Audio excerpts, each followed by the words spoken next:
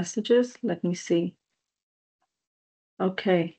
Uh, Hello, everyone. It's wonderful to join and learn from Manny and PathtoCareer's work today. Okay. Thanks for joining us, Perry. And I'm going to start sharing the screen. There you go. Over to you, Manny.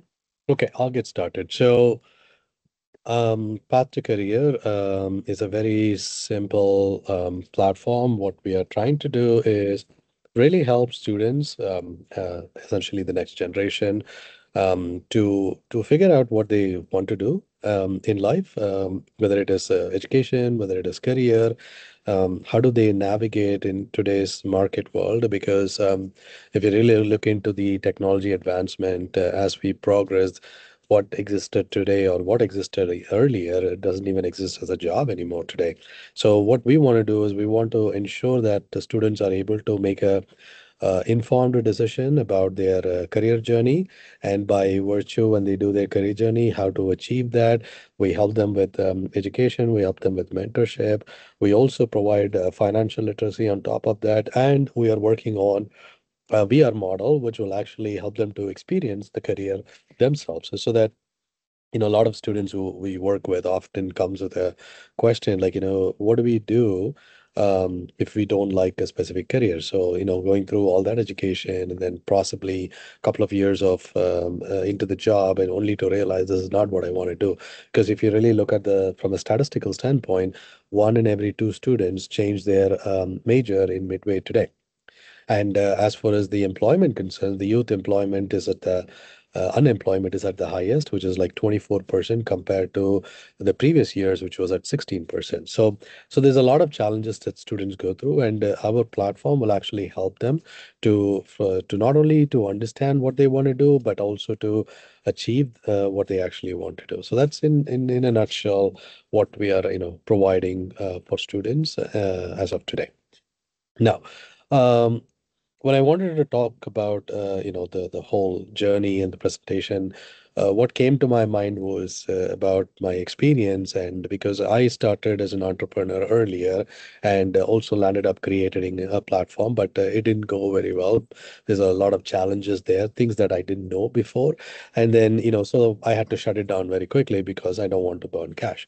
So then what happened is, fast forward, I came across with this initiative, and then I started to work through it. And obviously, from my learnings, whatever I've learned earlier, I started to implement this so that I'm not making the same mistake again. So from that perspective, I kind of put together like a 10 critical mistakes that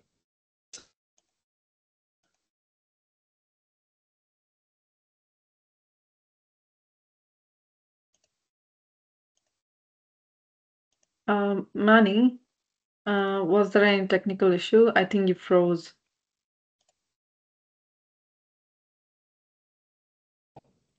can you hear me okay? Did Yes. I cut off? Yeah, you froze for a minute there. No worries. All right. We can hear you now. Okay, so the first one on that list is the market research. So this is very, very critical. Any platform that you want to build, market research stays on top of the list. We need to understand who our players are. So from that perspective, failing to understand our target market would be one of those elements. And then also not understanding what our customer needs are. Also not able to see who might be our competition. Like, I've had this notion, like, whenever you start something new, you always tend to think, okay, you know what, I don't think anybody is building that. Of course, there's somebody who's actually building that. We just need to acknowledge that and understand how can we better. And competition is actually good because it actually makes you go one step forward and one step further ahead than your competitor. So keep the competition healthy. And then the other thing about the whole market research is when you're trying to understand the market, it's important to not multiply big numbers. For instance, if I take any product for that matter, if I say, like, I'm going to who doesn't talk about education? Everybody, right? Like, we've got billions of people on this planet, and then if you look at the student population, that's close to 4 million in Canada, and then roughly around 20 million in the US. So if I just extrapolate that number and then say, how hard can it be to get even 0.5% or 5% of that population into my platform, and then multiply that by numbers, that is not essentially a great way to understand the market data and understand what you can actually deliver and understand what you can actually get from the market. It's important that you actually put yourself in a bigger picture, yes, but at the same time also be very, very articulate in understanding what kind of numbers can translate and use market research to actually educate you on that. So having a great market research even before you start anything is extremely important. And that's how I started too. When I started, I met with hundreds of, I mean, to be precise, like 1,500 students and parents. I had a big journey of talking to them and conducting surveys, interviews, and being able to really understand what they want. Like, today we have an education system. We do have free services provided on guidance counselors at school. So why do we still have these numbers? So I tend to spend a lot of time talking to them before even I'm putting pen and paper together to design the system.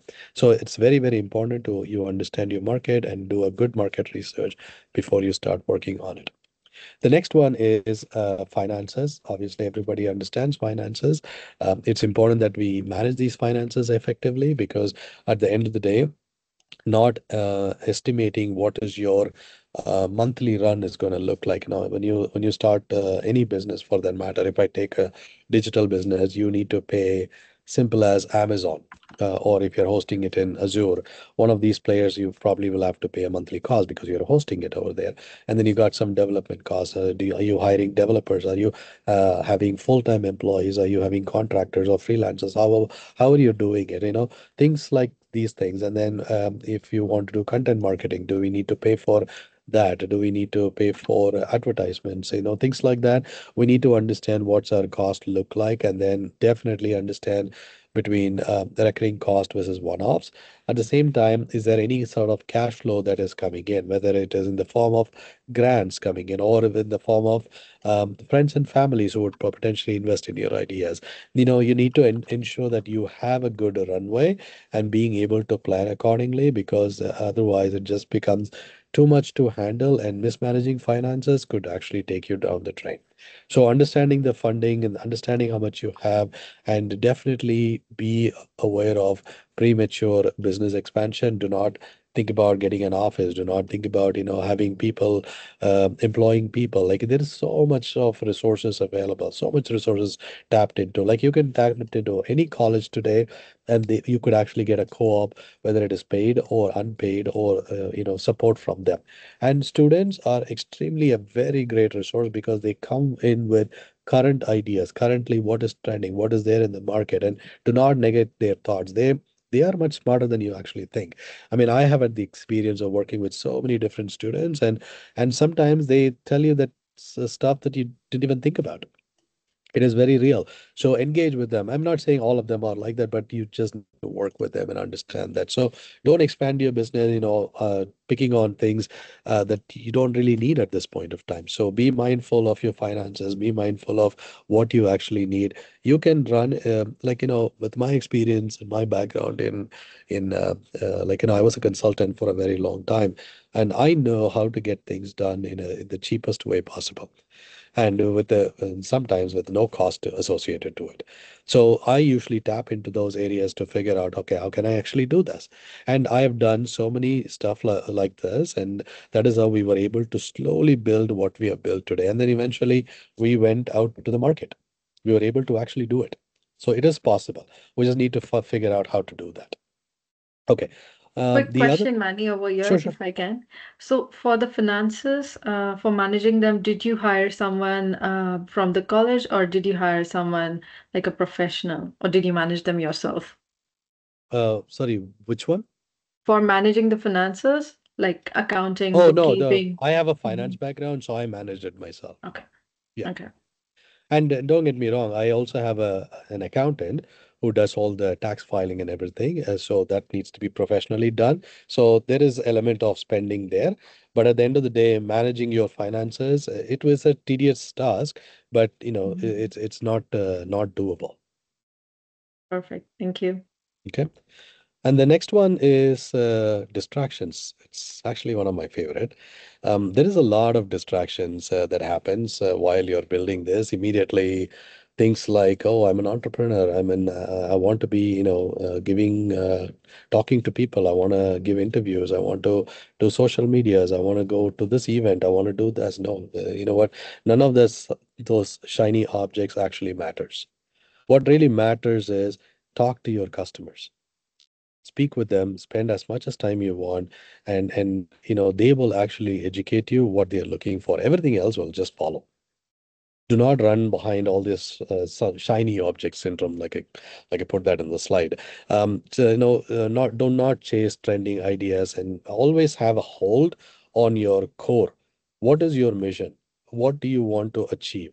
How are you taking this forward? Always be very rigid, very clear, and very, very firm on that decision, because that is what is actually going to help you move forward.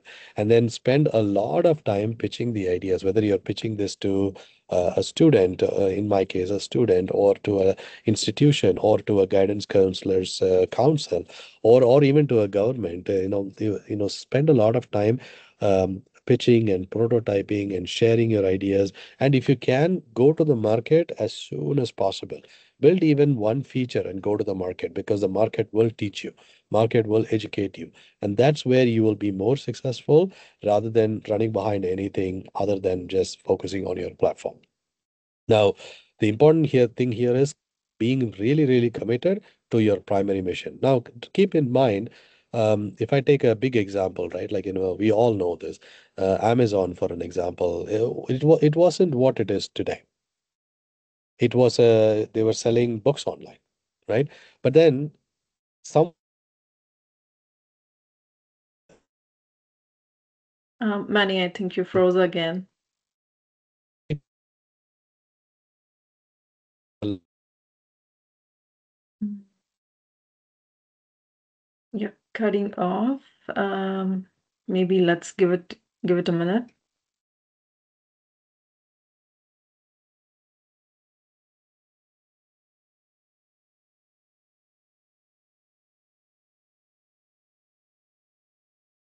I froze for a minute, I guess.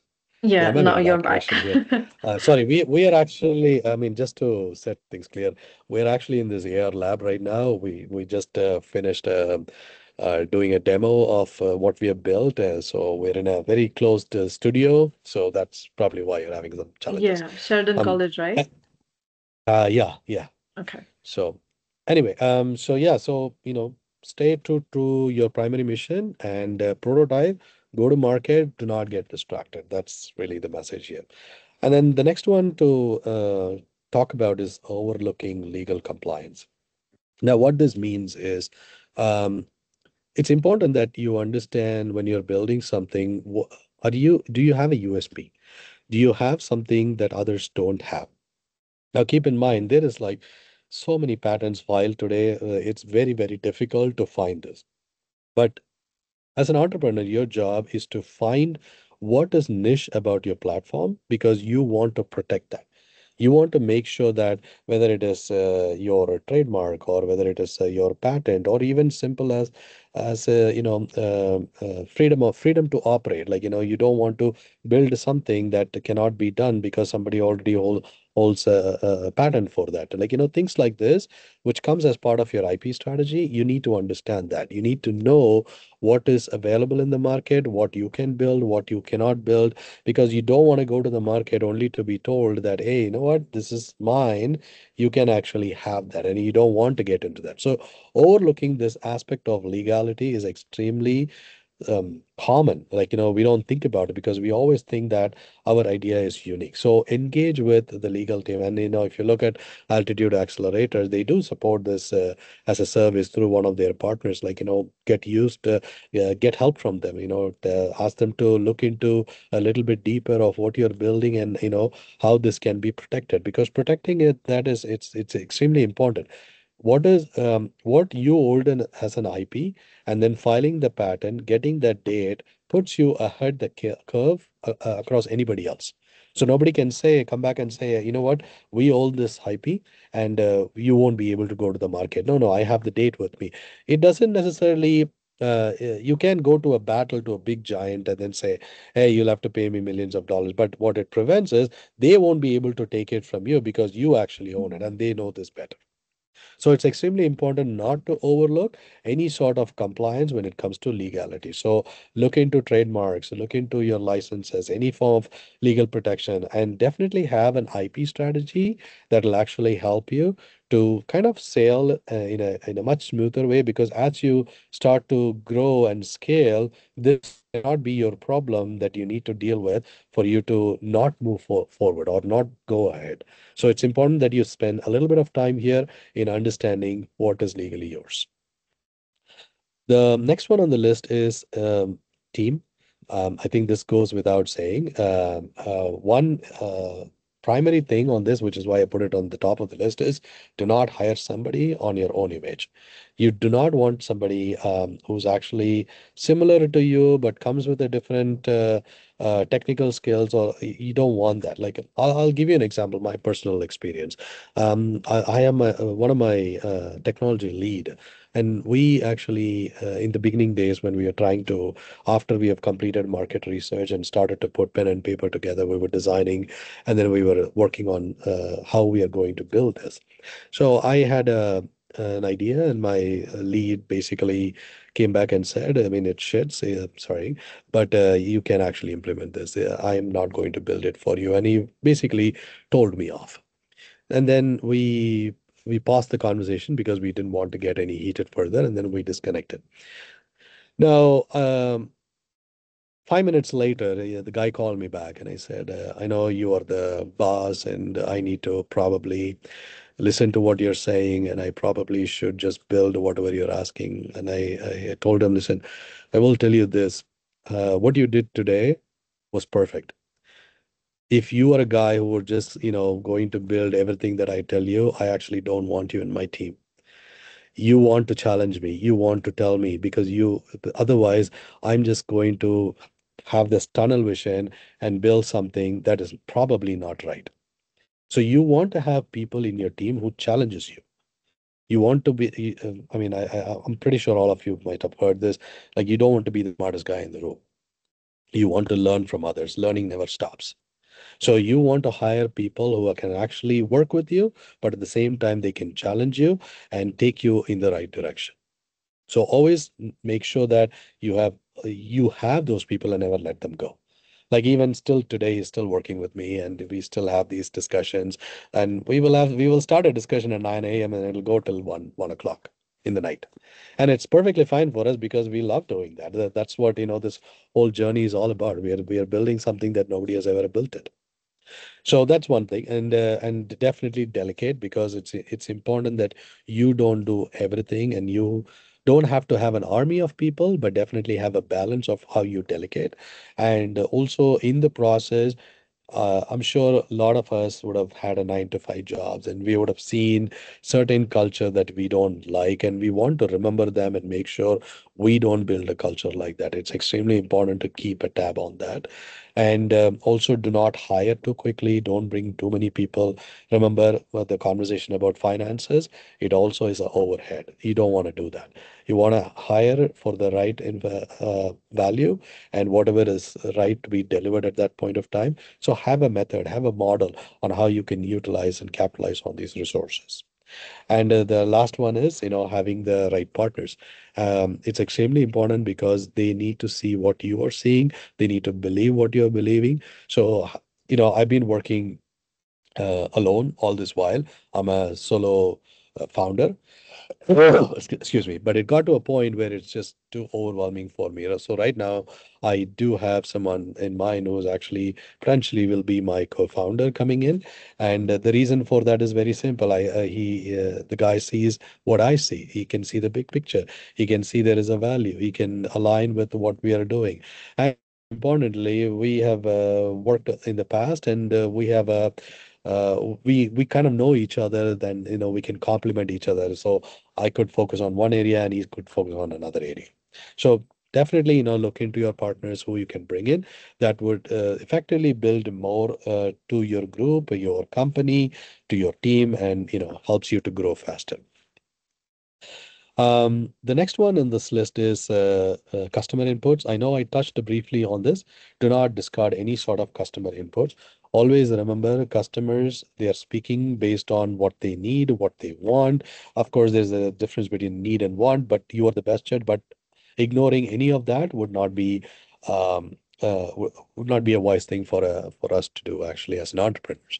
Now, selective listening is very important. Do not listen only to the things that you think is important. Listen to everything because there are minute information they tell you are key to your success. For instance, one of the things when I did my research work, most of the customers, what they told me was, give us a platform where we can actually go in and do it ourselves all the time.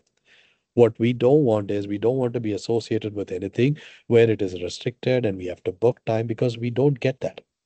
So the equality is sort of broken in that manner.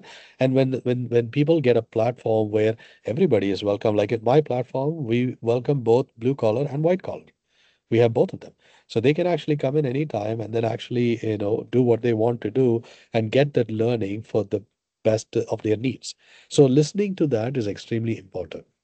Have a feedback system, have some sort of channels, like you could open up any channel for that, like you could have a Slack, you could have a Discord. Make sure people are able to come there and provide their thoughts and feedback. I mean, we run it with Discord channel, and people often come there and then provide us with some information, and then we usually keep a log of what that is. And then as we have our 5-year roadmap, we know where we want to fit in. We don't ignore anything, we just prioritize differently. So it's important that you are fully aware of it and you prioritize it and have a roadmap. So getting those customers' input, having a channel for that would be extremely important. So keep a channel open so that you can talk to the customers because they are the one who's actually going to take you or take your company to the next level.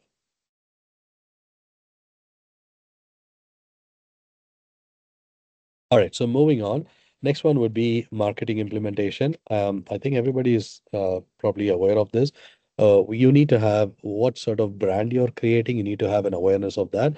You need to create a marketing strategy around that. You need to understand who your target audiences are. How do I get to them? How do I reach them? Do not just attempt to reach only through social media. There is so many different avenues you can play with. For example, you can put out a advert in the mall. There's a lot of people who work around the mall, assuming that's your target audience. Or you could advertise in a movie theater, or you could actually go to universities. This is from my experience, from universities, or simple as events, going to different events. And of course, there is social media as well. So have a strategy that would work well, that would complement each other, and also have a way to communicate your brand and make sure there's a lot of awareness created for your brand. It is extremely important. It takes time, but you have to start somewhere. And then, like I mentioned earlier, definitely have a traditional way, also have a digital marketing way that will help you with both your competitors and also keeping your brand in face of the customers all the time. Moving on, the next one would be thinking VC is essential for success. This one is one of my other favorite too, because up until now my company is fully bootstrapped. We have not really taken any VC money, and do we have plans? Maybe in the future. But what it gives you is one word: freedom. When you want to build something, you have a thought process, you have a vision, and you want to be true to that vision and mission. So in order to do that, the best thing would be to, like I said, go to the market early. Maybe take a step back. Start with your market research, do your prototype, go to the market early, and then and talk to your customers. Make sure your marketing is done well. Have the right team. Once you do all this, slowly you will start to see your customers or even your users responding to your platform. And from that, you learn what works, what doesn't work. And from there, you slowly start to build a small set of customers who would be paying you. Like in our platform, we have both users and customers today. And that has taken time for us to actually go there. But get to that state, but slowly and steadily, and make sure you're able to do along the way and build a customer base for that. Once you do that, then when you decide that now I want to scale, then the best way would be to go to VC. Now, this is from my experience, and this is how I'm doing it. I'm not saying this is the only way to do it. Everybody has their own way. But then you can go to the VC, because at that point of time, you've established yourself, you know what the market is, you've eliminated some of the risk, and you are now going for scale. So it becomes easy at that point of time to still keep the mission true to itself. Because there is tons of articles on this. You could see, like, VC funding companies not necessarily actually succeeds. It is a reality. So why does that happen? Because it's very simple. Like, thinking VC is essential for success is not a true statement. So you just need to understand what that VC, because not all company also needs VC. So you need to really understand what is your company, what does your scale look like, and where I could, fund this. And there's a lot of government support that we can get, and we have links available to today for grants, and we can work with institutions, we can work with partners to actually get that money for us to move forward. So think in those terms and try to build and keep that machine as much as possible and get to your customers, because then you basically have a strong hold on how you want to take this company forward. Okay. The next one is poor life-work balance. I know everybody says work-life balance, and I want to put life first before work, because work is not life. So making sure that you actually set boundaries is extremely important. Have dedicated time. See, as an entrepreneur, one of the things that I also have learned from my personal experience is you don't have a routine. And that usually is a killer. Have a routine. Like, wake up at a certain time, make sure you are in front of your laptop and getting through your emails or building something. Have a dedicated time for that. Take a break. Make sure you're running it like you would run into a 9 to 5 job. It's extremely important to have that, because that way the routine actually keeps you on the clock. It also helps you to sharpen how you are approaching any situation, and helps you to build that culture as you start to grow as well.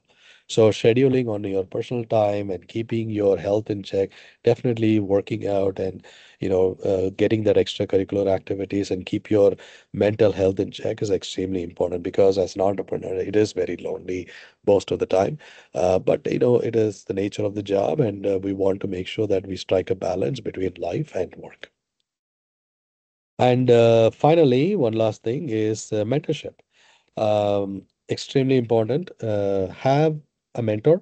Now, I mean, I will take Altitude Accelerator as another accelerator who can actually provide support on that. Like, you could tap into their resources, have a mentor, talk to them, because it actually helps us to learn more.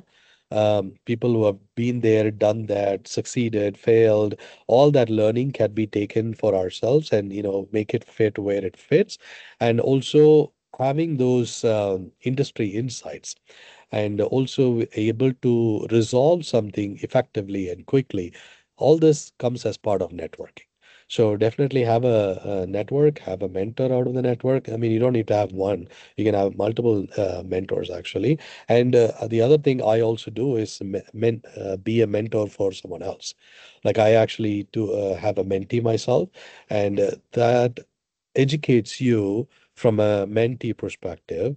And when you are a mentee to someone, you will actually learn how to be a mentor as well. So it kind of works both ways. So have a mentee, be a mentor, and have that as an ongoing thing, because it helps in a lot of decision making, and also learning different insights from various different people. So with that, I think I just wanted to share my experience. So I'll pause there. If there are any questions, I'm happy to take it. Is this the last slide, Manny?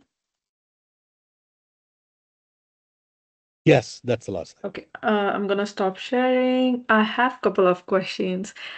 You mentioned about IP and how important it is for a founder to protect their technology, their solution. Can you share a little bit about your experience with IPON, IP Ontario, and Elevate IP? So my experience with them has been phenomenal, actually. I've learned stuff that I didn't know existed. I'll start with that. For example, when you look into IP, everybody, or including myself, the first thought there is, okay, I need to have a patent. Now, I mean, we landed up having two of them. We need to have patent. Okay, so pattern is not the only thing. We need to understand what is uh, obviously pattern looks like, but what is our licensing?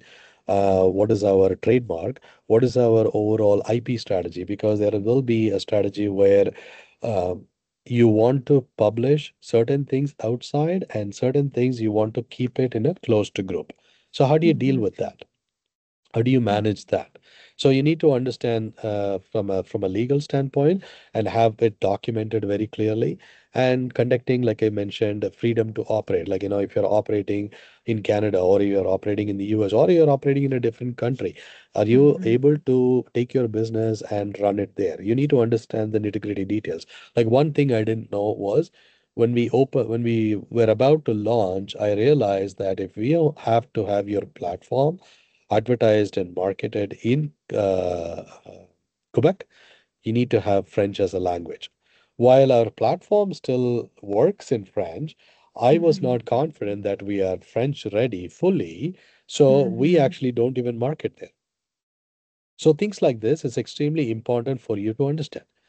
So mhm. where you can do what you can do, because otherwise you're going to hit with some sort of fine. Do you need that? Right? So as part of this overall IPON Communitech IP strategy, there was a lot of learning for myself. In fact, managing the trade secret there is a strategy documented for PathtoCareer on how we do that. What is our privacy and what is our terms and condition? How do we Mhm. do our branding strategy? Like you need to learn all of this stuff in order to understand how you can drive this forward. Thanks for sharing that. Okay, I'm going to open the forum for Q&A. So if you have any questions for Manny, please raise your hand or unmute yourself and ask your question.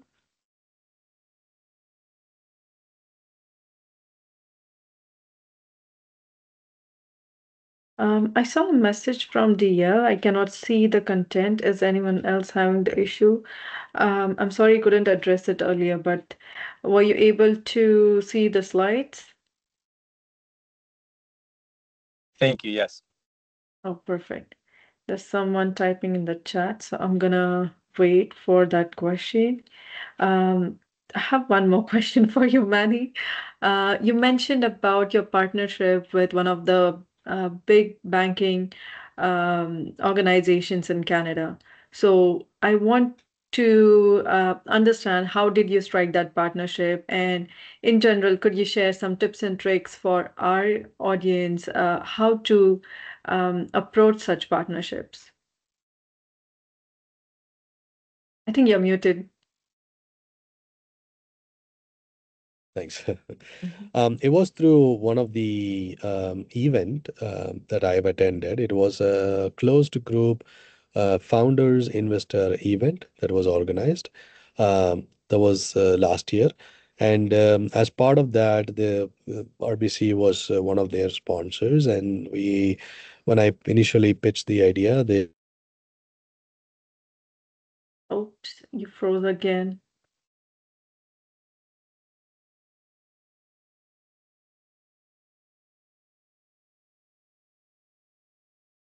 I'm just gonna wait for a moment. I think he'll be back.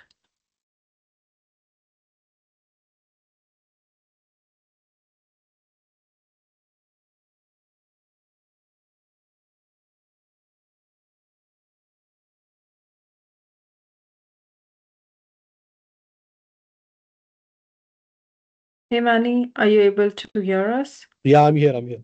Okay, perfect. Yeah, Yes, you were I talking know it got about disconnected. going to an event and meeting the Yeah, sponsors. so after the event, we took it outside and we started to really work through the details.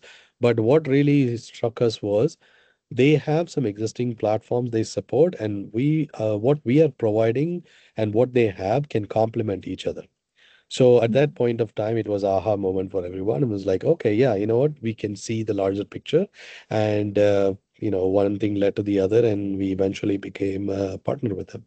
So you didn't know beforehand that they have a platform which is I very did much know. al No, no, no. I did know. I did know about the Mhm. platform, and that's why I pitched it to them in the first place.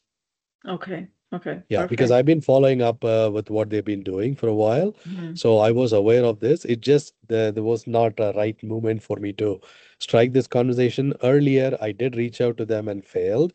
I couldn't get a response. But then once I went to this event, meet, got introduced, and then being able to talk to people in person, that really struck the conversation.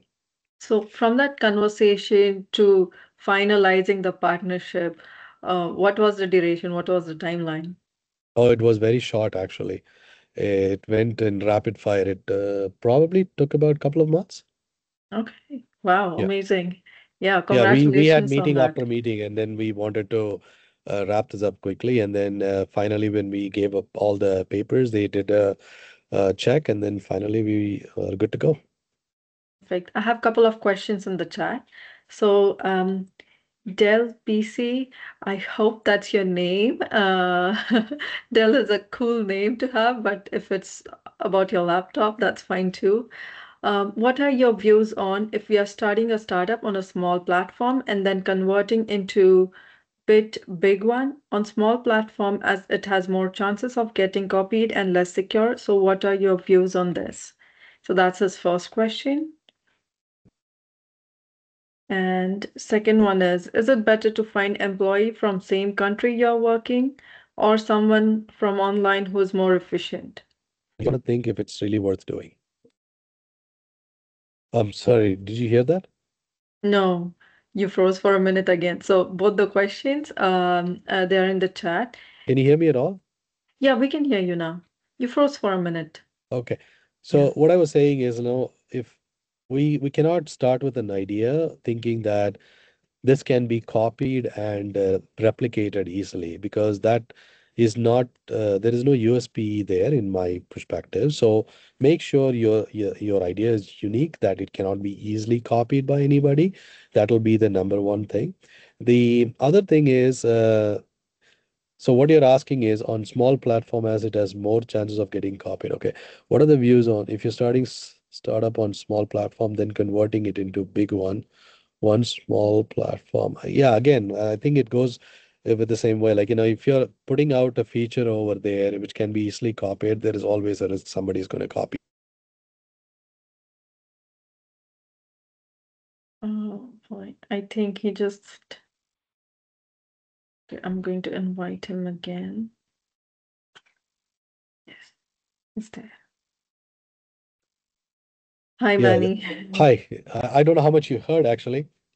Yeah, we heard you were answering the first question. So Right. yeah, we So heard that. so so make sure there is a USP. The other thing is whatever you're building, right? Like once you put it out there and the customer will start talking about it. They will tell you exactly what they want, what they need, whether they like it, don't like it. Listen to them because from there you can build it and then take it to your point, like take it to a big scale. That's very much possible. But putting it in a small platform and taking it to the big platform, uh, if that is the way you want to run it, that is your choice. But at the end of the day, listen to your customer and make sure you have a USP. So the second question, and I hope that answers your question. Is it better to find employee from same country you are working on? Well, I've had people from the same country and also outside the country. It all depends on who you're working with because you want to build an ecosystem because as you grow, you want these people to be part of your organization today and tomorrow. So whoever you're talking with, whoever you're bringing in, make sure there is a long-term plan with them because that way they can actually join your journey now and keep it moving for you. Perfect. Thank you so much. I think he's typing something in the chat. Um,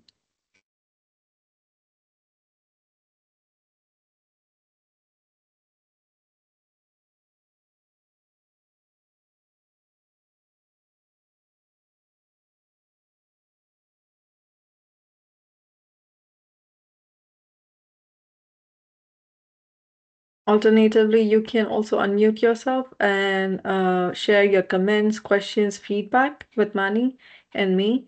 So feel free to do that. Did you mute them all, or are they able to talk? No, they can unmute themselves. I don't Okay. mute the audience.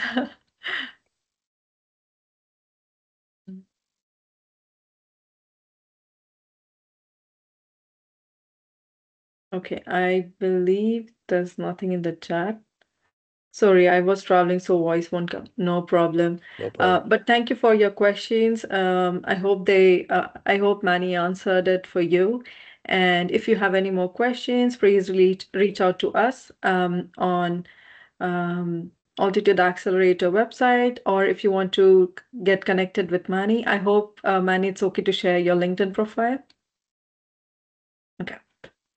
So I'm going to stop recording this session.